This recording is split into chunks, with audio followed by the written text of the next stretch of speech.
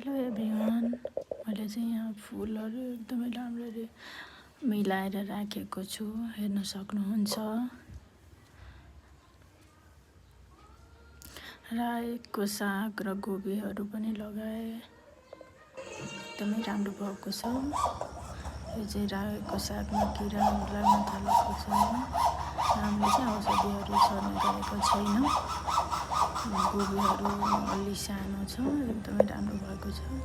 यता पनि हेर्न सक्नुहुन्छ, एकदमै राम्रो भएको छ हाम्रो बारीको गोबी।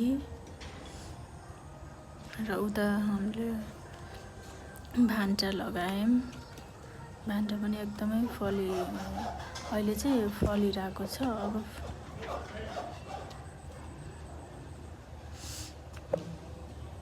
चाहिँ हाम्रो बारी हो। मैले फुलहरू सब्जीहरू भर्खरै लगाएको हो, अझै सानो छ।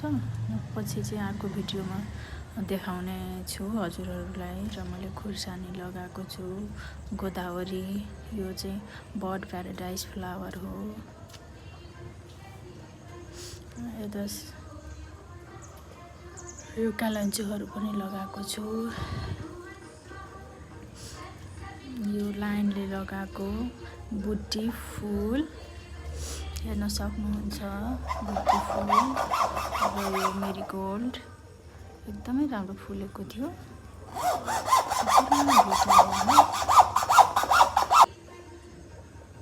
एकदमै राम्रो छ।